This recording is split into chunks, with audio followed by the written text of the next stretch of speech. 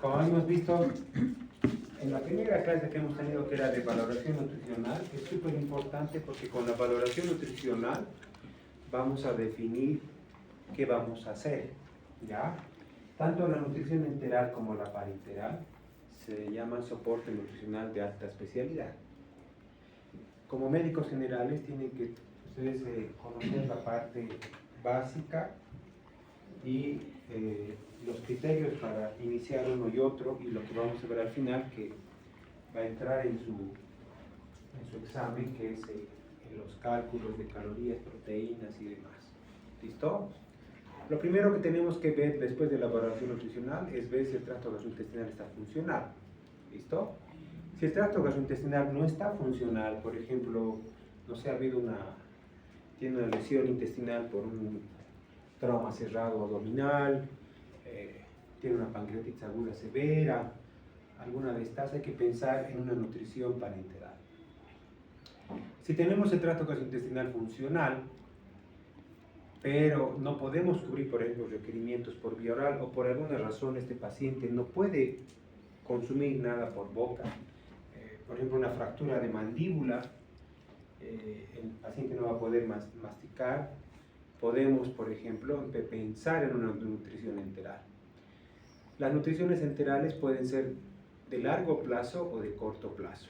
Las de largo plazo son patologías un poco más específicas, como por ejemplo pacientes con secuelas neurológicas, pacientes con parálisis cerebral infantil, un paciente, por ejemplo, que ha sufrido un accidente de tránsito y ha tenido un trauma craneoencefálico y ha dejado alguna secuela, pues hay que pensar posteriormente en una nutrición enteral a largo plazo.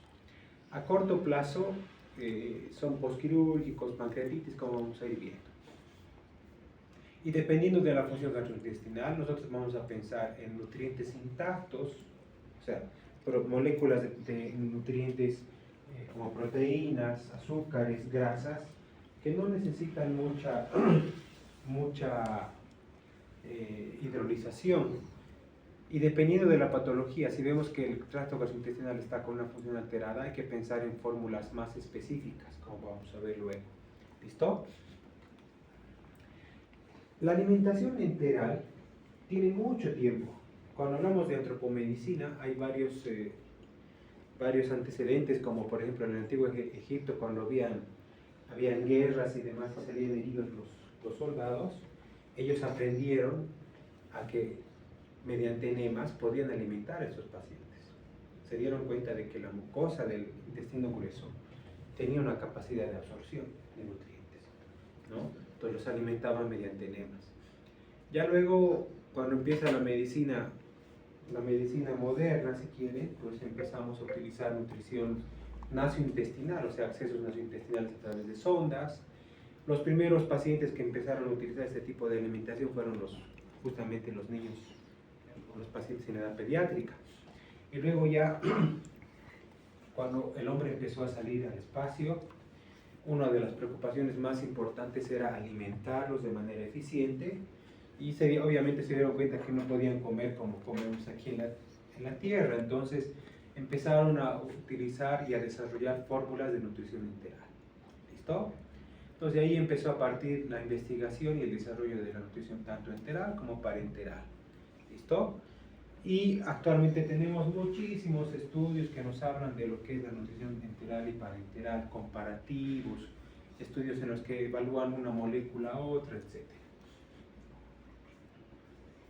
Entonces la nutrición enteral es una técnica de soporte nutricional especializado, ¿ya? En la cual nosotros administramos nutrientes directamente al aparato digestivo, que pueden ser por fórmulas químicamente definidas, como las vamos a ver en un momento más, pero también podemos utilizar la misma vía oral, ¿no? Las sondas, por ejemplo, en niños pequeños no son nasogástricas, son orogástricas, por ejemplo, ¿no? Entonces, lo que más utilizamos son sondas nasoenterales u ostomías. Cuando uno maneja nutrición enteral y parenteral, hay que pensar en pacientes críticos, o sea, en pacientes que por alguna razón no podemos completar sus requerimientos nutricionales, ¿no? Entonces hay varios estudios de pacientes, por ejemplo, en terapia intensiva, pacientes post-accidentados, en posguerra, etcétera, en las que comparan la nutrición parenteral con la nutrición enteral. Pero en estos estudios, si bien no demuestran una eficacia superior de uno con el otro, la nutrición enteral es más fisiológica. ¿Listo? ¿Por qué? Porque continuamos usando los enterocitos, continuamos usando la función gástrica y la función intestinal. Si no usamos la función gástrica, pues usamos la función intestinal, más que todo la parte de absorción. ¿Ya? Y lo bueno de la nutrición enteral en comparación con la parenteral es que se asocia menos complicaciones. El paciente con nutrición enteral tiene menos complicaciones, tienes menos cuidado y es más económico, es más barato mantener una nutrición enteral que una nutrición parenteral. Mantenemos la función trófica del intestino. Hola. Entonces, mantenemos la integridad estructural del enterocito. Y por lo tanto, se mantiene esa función de barrera que tiene el enterocito, que tiene el intestino.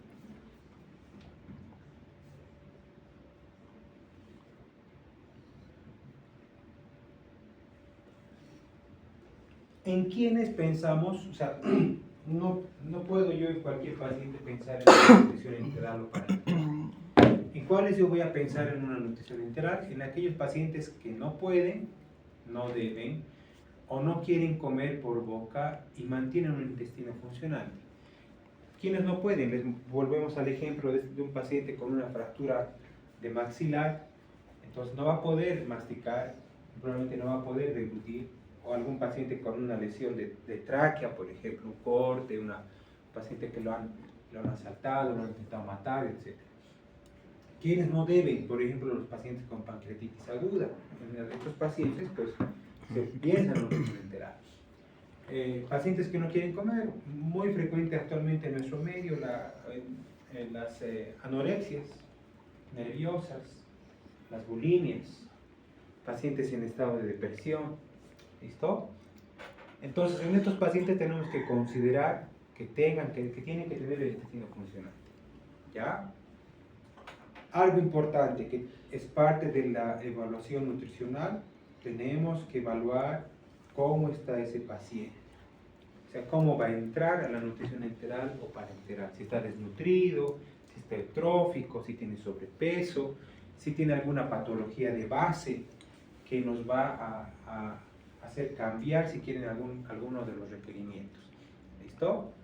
¿Cuánto yo estoy pensando en cubrir de la ingesta oral? Por lo general, tanto la nutrición enteral como parenteral, lo que uno busca es al menos cubrir el metabolismo basal. Es por eso que las fórmulas de cálculos de requerimiento se basan en metabolismo basal. ¿Listo? Y lo otro, ¿cuánto tiempo yo estoy pensando en que ese paciente no va a tener, no va a tener una ingesta apropiada y cuánto tiempo voy a tener que darle soporte nutricional especializado, ya sea nutrición enteral o parenteral? Cuando hablamos de nutrición enteral, paciente desnutrido que no va a poder comer en un periodo de 5 o 7 días y tiene una mínima capacidad funcional absortiva del intestino delgado, es un paciente que puede tener nutrición enteral. Paciente que está eutrófico, pero que no va a poder comer más de 7 días y que tiene una mínima capacidad de función absortiva, también es un paciente que vamos a utilizar nutrición enteral. Pacientes en fase de adaptación de síndrome de intestino corto. ¿Han escuchado de ese síndrome de intestino corto en algún momento? Sí. ¿Qué es el síndrome de intestino corto?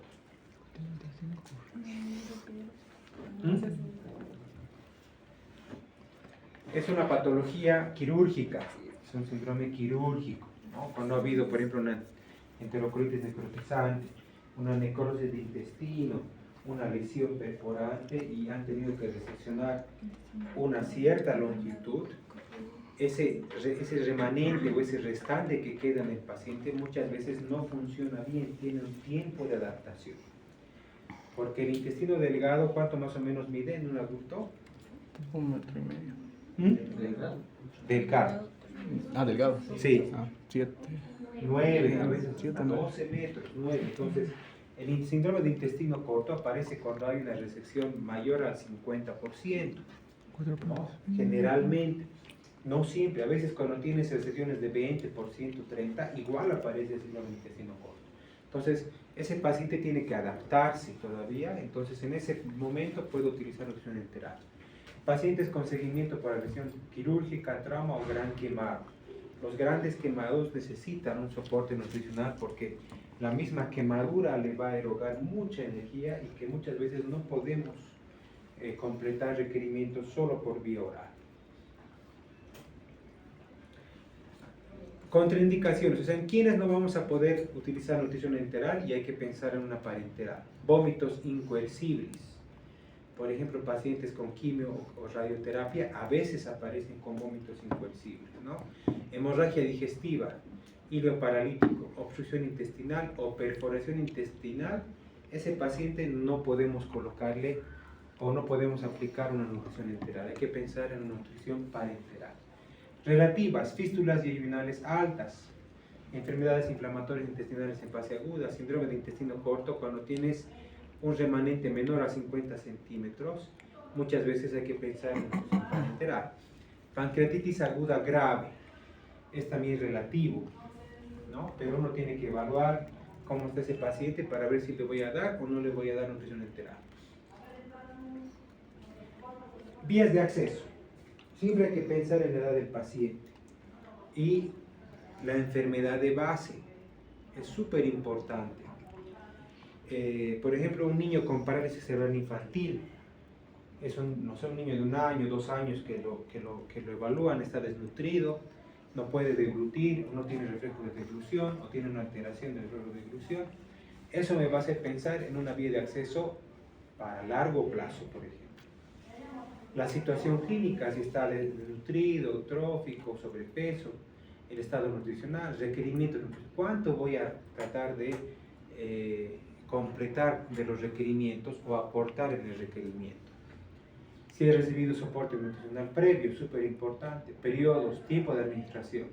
Si va a ser a corto plazo menos de 4 o 6 semanas o a largo plazo más de 4 o 6 semanas. ¿Cómo está funcionando su intestino? ¿Qué fórmula voy a elegir? Es súper importante, vamos a ver luego. Si ese paciente es candidato a cirugía abdominal, también tenemos que pensar en la vía de acceso. Posibilidades técnicas de cada centro. Si estoy en un hospital de primer nivel, no sé si vamos a poder manejar una nutrición enteral. Entonces ahí voy a ver de transferir el paciente a un segundo o un tercer nivel. Si el paciente tiene riesgo de broncoaspiración, también es súper importante evaluar para ver qué vía de acceso voy a usar. ¿Listo? Entonces las vías de acceso.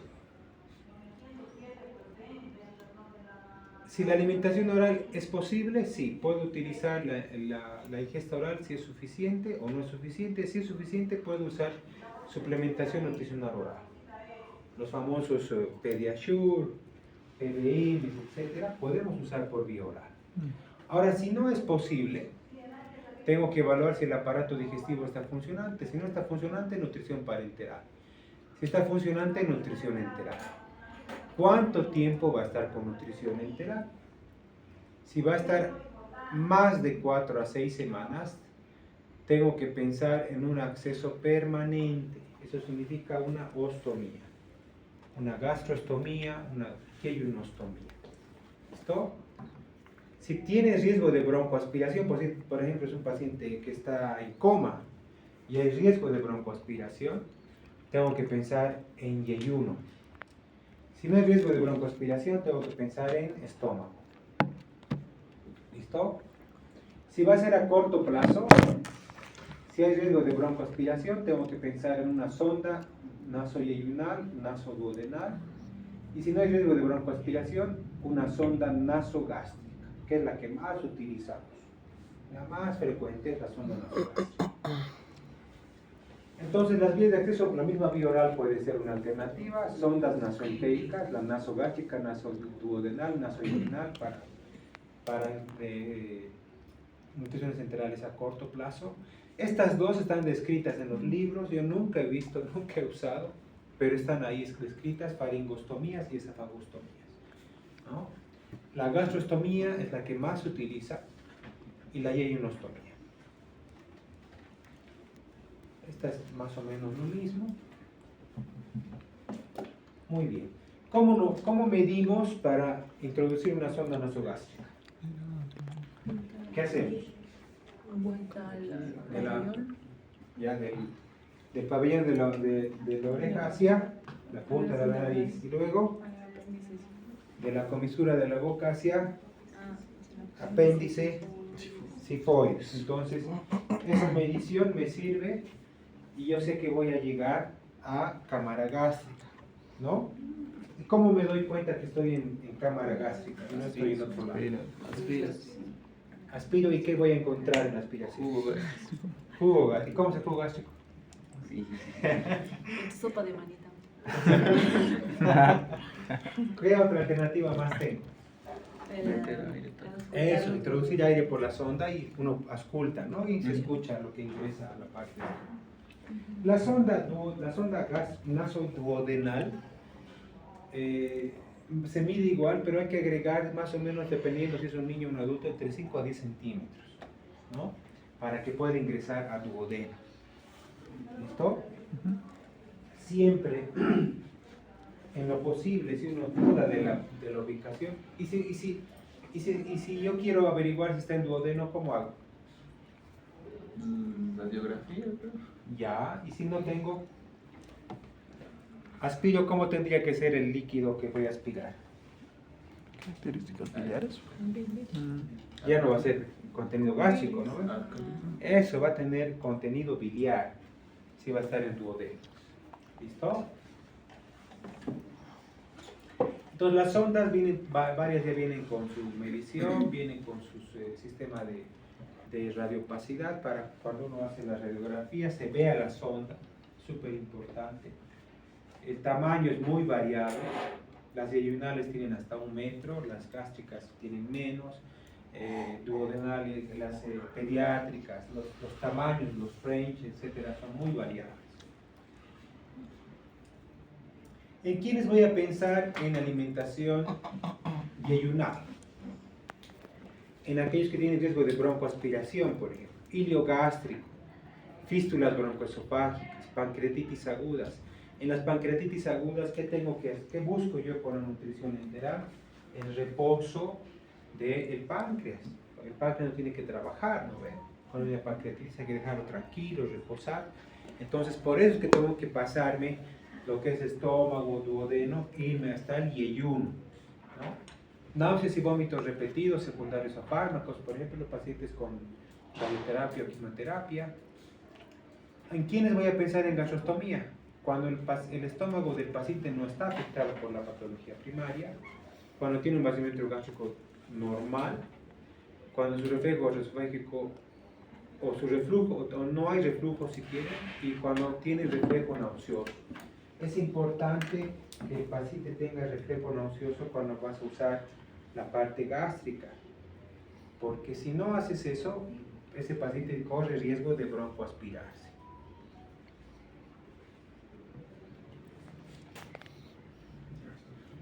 Fíjense, la gastrostomía es un acto quirúrgico en realidad. La gastrostomía, la yeyunostomía, es una ostomía que une la parte externa de la pared abdominal con la cámara gástrica. Actualmente se hace ya por vía percutánea, mediante método de ecografía, etc., ¿no? Ahora, por ejemplo, hay el botón gástrico que vamos a ver un ratito, en un momento más. Pero fíjense, esta es una sonda para gastrostomía. Muchos tienen unas pestañas de silicona o pueden tener un globo, fíjense, para poder inflar. Tiene un soporte externo que va hacia la piel y tiene su sistema de entrada y su sistema de insuflación del globo para que la sonda no se salga siquiera. ¿Listo?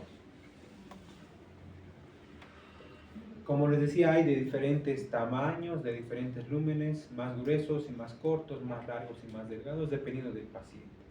Si es paciente pediátrico, adulto, etc.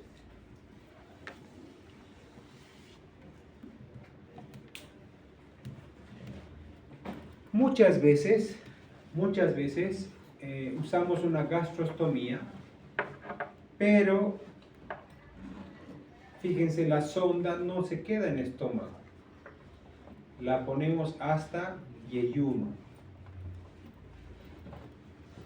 Tomando en cuenta lo que hemos hablado hasta ahora, si yo voy a hacer una nutrición enteral y voy a usar cámara gástrica, voy a hacer una gastrostomía, digamos, o voy a usar una sonda nasogástrica, la alimentación va a ser igual si yo utilizo una sonda, una yeyunostomía o una sonda nasoyeyunal. El preparado que voy a hacer será el mismo. ¿Podré usar lo mismo? Técnicamente sí. Técnicamente sí. ¿Ya? ¿Quién tiene otra opinión? Técnicamente no. Las fórmulas que voy a utilizar o el alimento que voy a utilizar será igual en cámara gástrica que en yeyuno. ¿Qué opinan? No, ¿por qué?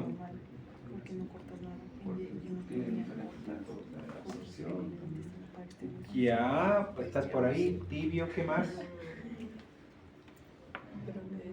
A ver, imagínense que tengo un paciente y he empezado a utilizar primero gastrostomía. ¿Y qué hago en la gastrostomía? Como tengo funcionalidad gástrica, le agarro pechuga de pollo, papa, zanahoria, arroz, hago un caldo, lo licúo y le pongo por la gastrostomía.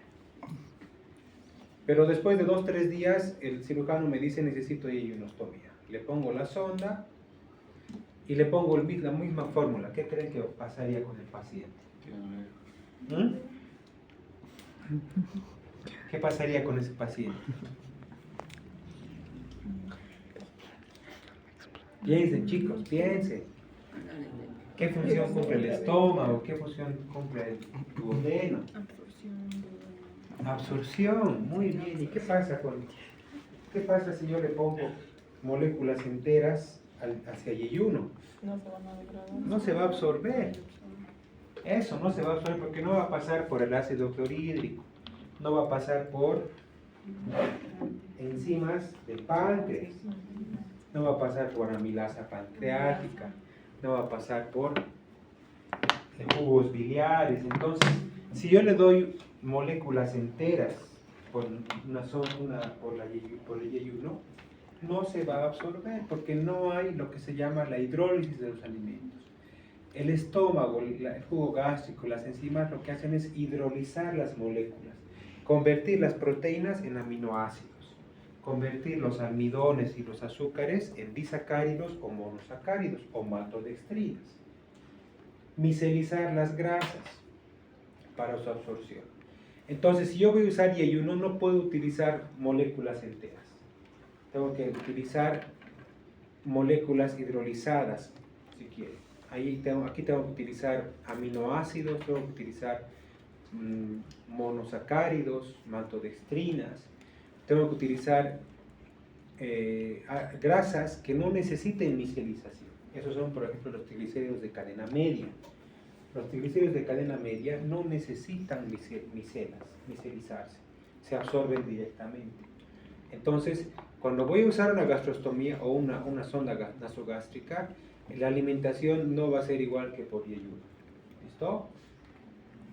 Ahora, por ejemplo, ya tenemos por vía percutánea, o sea, por vía percutánea, por punción, no estamos ya ni siquiera a operar, por punción y por guía de ecografía, podemos llegar por punción directamente a yeyuno. ¿Listo?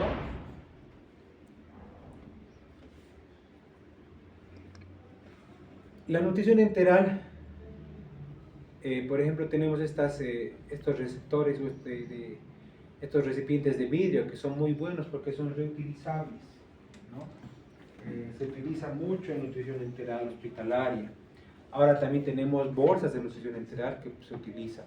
Podemos hacer, si se fijan, es igual que las vías endovenosas. Tienes un gotero, tienes un espacio para contar las gotas, puedes usar una máquina automática, hacer los cálculos que vamos a ver después.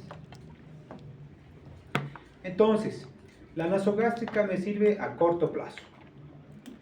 Ventajas es más fisiológico. Utilizo el ácido clorhídrico. Utilizo las enzimas pancreáticas. Entonces, es mucho más fácil manejar una nasogástrica o una gastrostomía que una yeyunostomía. Es agarrar, licuar alimentos, le puedo dar leche entera, le puedo agregar suplementos, o sea, puedo hacer como si estuviera comiendo normalmente. ¿Listo? Limitaciones. No puedo usar más de 6 semanas. Es incómodo estar con una sonda nasogástrica, es antiestético para el paciente, produce estrés en el paciente. ¿En quiénes no voy a usar? En pacientes que tengan alto riesgo de broncoaspiración. La nasoyeyunal, ¿ya? Lleva directamente el alimento hacia yeyuno, hacia el intestino delgado proximal. ¿Listo? Que me permite nutrición completa y segura siempre y cuando utilice moléculas fraccionadas. ¿Ya? Igual que la nasogástrica, es a corto plazo. Y algo importante, y es un poquito complejo, a veces tiene que pasar el píloro, ¿no? Pacientes sedados, comatosos, con riesgo de broncoaspiración, mejor utilizar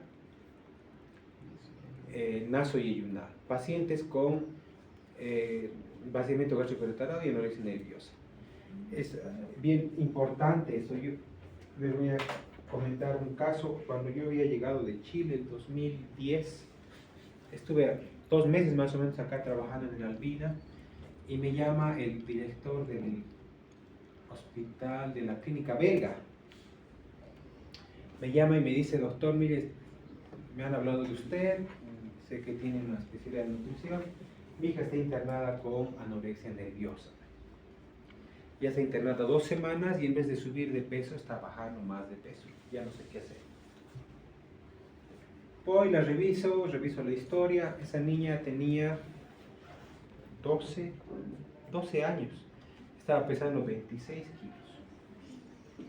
Era prácticamente piel y hueso, no tenía masa muscular, no tenía masa grasa, hace 1 año ya no tenía menstruaciones, terrible.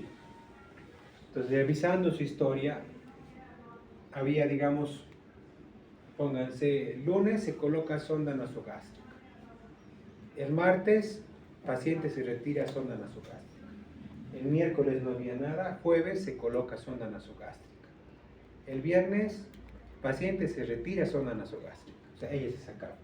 Entonces comía un día, 2 o 3 días no comía. Otro día le daban, otros 2 o 3 días no. Entonces, obviamente iba a bajar de peso. Entonces yo le dije al papá, le dije: mire, no está subiendo porque no está dando el aporte, sus aportes eran muy bajos, calculando. Y le dije: le pongamos una sonda nasoyunal. Entonces compramos una sonda nasoyunal de 1 metro y le colocamos. En esta el problema es pasar píloro, pero es súper fácil. Yo les doy un procinético, domperidona, metoclopramida, unos 20 minutos a media hora antes del procedimiento y con mucha facilidad pasas píloro. Y al día siguiente la paciente quiso sacarse la sonda y ya no pudo, ¿no? Porque ya no podía, estaba ya con el balón inflado y no podía pasar píloro. Y a las 3 semanas estaba con 32 kilos. Y a los 3 meses salió con unos 40 kilos, si no estoy mal. Entonces es bien importante la sonda nasoyeyunal. Evitamos reflujo, minimizamos riesgo de aspiraciones, desintubaciones involuntarias o voluntarias, ¿no? Y permite la alimentación inmediata en pacientes postquirúrgicos, pacientes por cirugía gástrica, por ejemplo, con sonda nasoyeyunal o una yeyunostomía, alimentamos inmediatamente. No es apropiada para una nutrición enteral a largo plazo. O sea, las sondas es 4, máximo 6 semanas, no más de eso. Tienen que tener un calibre adecuado, 8 a 14 French, ser de un material específico. No es la misma sonda que una sonda nasogástrica, por si acaso, son sondas especiales de silicona o de polietileno lastre. ¿Listo? Gastrostomía. ¿En quiénes aplicamos gastrostomía? Pacientes con atresia estenoesofágica, pacientes con enfermedad neurológica traumática o degenerativa, descompresión postoperatoria y pacientes con alto riesgo de complicaciones pulmonares. Ventajas: el estómago tiene una buena capacidad de reservorio y manejamos lo que es una buena flexibilidad del aporte. O sea, yo puedo darle prácticamente todo lo que comí ese paciente, ¿no? Solo que lo tengo que licuar y demás para que pueda pasar por la sonda. La gastrostomía es súper importante, lo que hemos visto. La aplicación de la gastrostomía del apéndice cifoide es más o menos 1 centímetro o 2 hacia abajo y 1 centímetro hacia la izquierda. Es el punto de función que nos va a orientar anatómicamente para hacer una percutánea. Yeyunostomía. La yeyunostomía puede utilizar la gastrostomía y aplicar una sonda que vaya hasta yeyuno, que es lo que hemos visto hace un momento, ¿no? Pacientes con cirugía pancreática o esofágica, pacientes con desnutrición, pacientes que han tenido una recesión hepática, ya sea por tumor o traumatismo, son indicaciones de yeyunostomía. Pacientes con enfermedad de Crohn, no puedo hacerlo. Adherencias extensas, adherencias sobridas por radiación, tampoco. Si el paciente está con edema, con ascitis, o está con un tratamiento de inmunosupresión profunda, es mejor no utilizar. La ventaja de la yeyunostomía es que inmediatamente de la intervención quirúrgica yo puedo empezar a alimentar al paciente. No le dejo en ayuno 1 o 2 como hacen los cirujanos, ¿no? 24, 48 horas. La aplicación es un poquito más compleja por vía percutánea. Es mejor hacerla guiados por una endoscopía, perdón, por una ecografía abdominal. Gastrostomía y yeyunostomía. Muy bien. Como todo procedimiento en medicina, tiene complicaciones. La alimentación enteral tiene 5 complicaciones, o 5 grupos de complicaciones: gastrointestinales, metabólicas, mecánicas, psicológicas e infecciosas. Las gastrointestinales, si pasara lo que hemos dicho hace rato, si yo agarro y le cambio de una alimentación gástrica a una yeyunal, no cambio la molécula, no cambio mi fórmula, ¿qué va a pasar con ese paciente? No se va a absorber las moléculas, no se va a absorber proteínas, grasas, carbohidratos. ¿Qué va a pasar? Esos nutrientes se van del intestino grueso. ¿Y qué pasaría en el intestino grueso? ¿Quiénes van a aprovechar esos nutrientes no absorbidos? La microbiota intestinal. Pero cuando hay un exceso, ¿qué pasa? Va a haber distensión abdominal, va a haber flatulencia, gases, puede haber una diarrea osmótica, va a haber náuseas y vómitos por la distensión abdominal, aumento del residuo gástrico, distensión. Si no calculo bien la cantidad de líquidos, por ejemplo, va a haber estreñimiento. Entonces son complicaciones gastrointestinales. Metabólicas. Si no calculo bien el requerimiento de líquido, lo voy a sobrehidratar o lo voy a deshidratar. Si no me acuerdo de los electrolitos, si no me acuerdo que tengo que ponerle sodio, potasio, cloro, etc., voy a producir alteraciones electrolíticas, hipernatremias, hiponatremias. Si no me he acordado de los hidratos de carbono, voy a producir hipoglucemias, o si estoy excediendo, voy a producirle hiperglucemias. En eso hay que tener cuidado. Mecánicas. Desplazamiento de la sonda, la más frecuente, complicaciones focales. Tener 4 semanas una sonda nasogástrica nos va a producir lesiones ulcerosas a nivel de la mucosa nasal, puede haber una esofagitis, una inflamación, podemos provocar un reflujo, porque no se olviden que esa sonda está obstruyendo el esfínter, ¿no? El esfínter esófago-gástrico. Entonces puede haber reflujos. Hay riesgos de broncoaspiración o aspiración. El paciente que está luego de la nutrición, luego que ha recibido su nutrición, tiene que estar por lo menos 2 horas recostado o moverse para evitar riesgos de broncoaspiración. Psicológicas, las que hemos visto, les dije hace un momento, un paciente con 4 o 6 semanas con una sonda, o ver que en su abdomen está colgando una sonda nasogástrica, o ver un botón gástrico que a veces pasa. Les produce mucho estrés, depresión, ansiedad, etc. Infecciosas. Este es un botón gástrico, chicos. El botón gástrico es súper sencillo de manejar y lo podemos tener años si se cuida de manera adecuada. Pero si no se cuida, si la mamá, por ejemplo, este es un paciente pediátrico, si la mamá, por ejemplo, después de alimentar al paciente y chorrea a veces o se extravasa el alimento y la mamá no tiene cuidado de hacer el aseo correspondiente, empieza a haber una inflamación, luego una infección de la ostomía. Entonces, esas son las complicaciones de la nutrición o la alimentación enteral. Les había dicho que hay fórmulas específicas. Esta es de las más usadas en pediatría, se llama Pepti Junior. No estoy haciendo propaganda por si acaso, pero es la que más llega. ¿No? Es la que más llega. Y esta es una fórmula altamente hidrolizada, extensamente hidrolizada. No tiene azúcares, tiene maltodextrinas, no tiene proteínas, tiene aminoácidos, tiene triglicéridos de cadena media. Entonces, no necesitamos que pase por estómago ni por duodeno. Entonces, podemos aplicar directamente una yeyunostomía o una sonda nasoyeyunal. Luego tenemos las fórmulas que usamos frecuentemente en adultos, el Ensure, por ejemplo, el Zen estándar, ideal para gastrostomías, ¿no? Tenemos, fíjense, una buena cantidad. Aquí tenemos el pediátrico estándar, el CNP estándar, el Plus cuando estamos con un paciente demasiado desnutrido o que necesita mucho requerimiento. Tenemos para enfermos renales, para diabéticos. Y esto de acá se llama alimentación modular.